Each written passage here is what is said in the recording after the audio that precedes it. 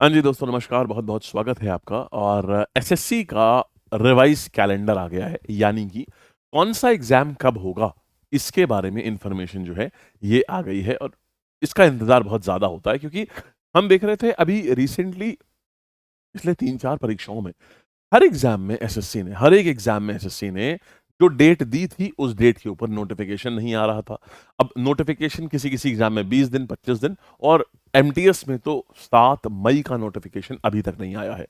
तो यानी कि लगभग डेढ़ महीना होने को अब आ रहा है और नोटिफ़िकेशन नहीं आया एमटीएस का। इतना डिलेड नोटिफ़िकेशन था। तो सभी एग्ज़ाम के ऊपर 11 जून को आपका एसएससी सीजीएल का आना था, वो भी नहीं आया था।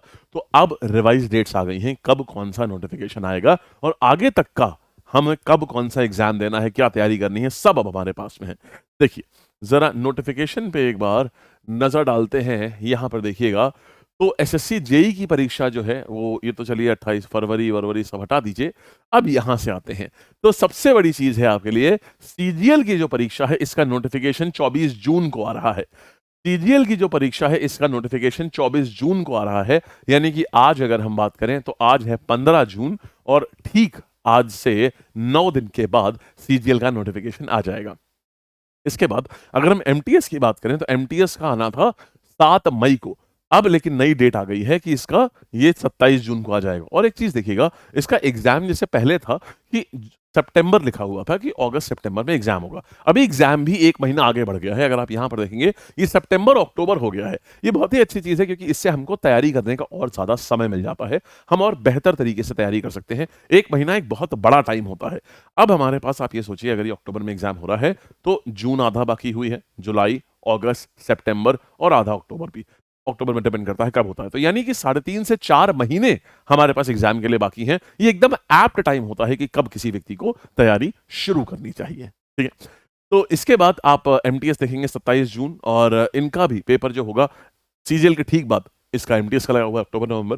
फिर स्टेनोग्राफर का देखिएगा 26 जुलाई को स्टेनोग्राफर का भी आ रहा है और इसका पेपर जो होगा वो अक्टूबर-नवंबर 2024 में होगा।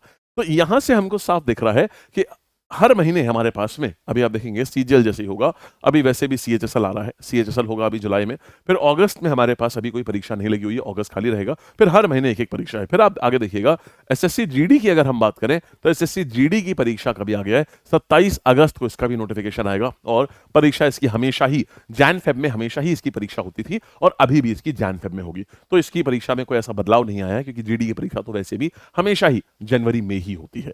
तो ये हमारा पूरा कैलेंडर आ गया है, रिवाइज़ कैलेंडर है। बेहतरीन तरीके से अब आप तैयारी कर सकते हैं क्योंकि पूरा कैलेंडर आपके सामने है। अब अगर एसएससी ने रिवाइज़ कैलेंडर निकाला है तो ज़ाहिर-सी बात है वो अब इसके ऊपर लेट नहीं करेंगे क्योंकि अब अगर लेट किया तो प्रॉब्लम ये है कि फिर इंस्टीट्यूट की भी बहुत फ़जीहत होती है। बात ये है कारण क्या था कि एसएससी इतना डिले क्यों कर रही है हर चीज़ में? कर रही अभी वैसे तो बहुत टाइम पे चल रहा था एसएससी, लेकिन कारण क्या था कि अभी सारी नोटिफ़िकेशन डिले हो रही थी। कारण थे चेयरमैन साहब। अभी तक चेयरमैन साहब जो थे, देखिए जब कोई जाने वाला होता है तो बहुत ज़्यादा काम नहीं करता है, सोचता है अरे अब तो हमारा रिटायरमेंट लगा ही हुआ है। तो अभी क्या था, जो पुराने चेयरमैन साहब थे वो रिटायर हो गए और अभी 1 हफ्ते पहले एसएससी के नए चेयरमैन आए हुए हैं।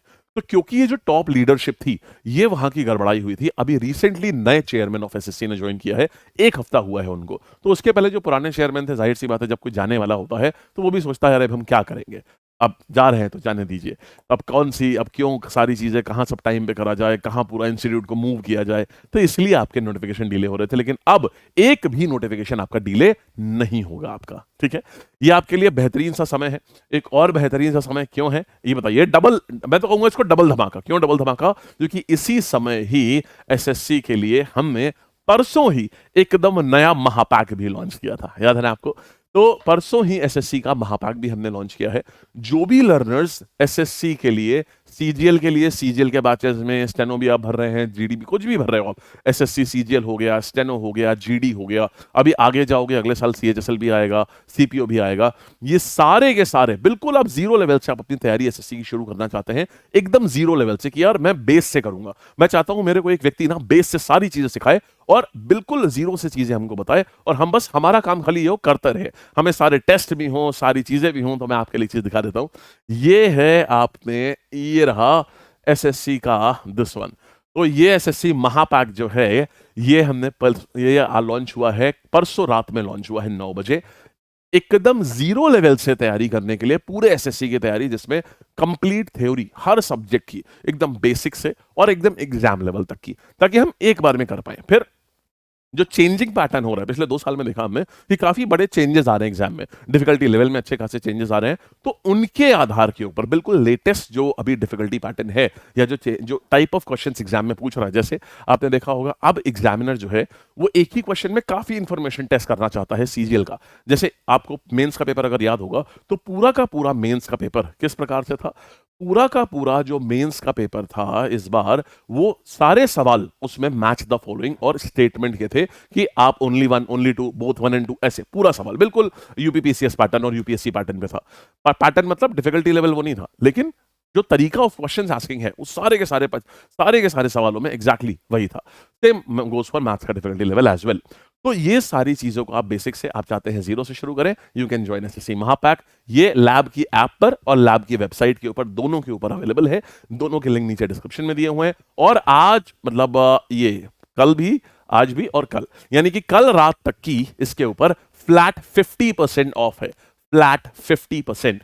इसमें आपके पास में सारी लाइव क्लासेस होंगी, यानी 2000 से भी ज्यादा लाइव क्लासेस है, 2700 ई बुक्स है, 2100 से भी ज्यादा टेस्ट है और प्रिंटेड बुक्स भी आपके घर पे डिलीवर होंगी। ये सारी चीजें हैं, फ्लैट 50% ऑफ है और डबल वैलिडिटी चल रही है कल तक की। कल ये समाप्त हो जाएगी डबल वैलिडिटी, माने आप 7 महीने का लेते हैं तो 14 महीने का मिलेगा और 12 महीने का लेते हैं तो 24 महीने का मिलेगा, ऐसे।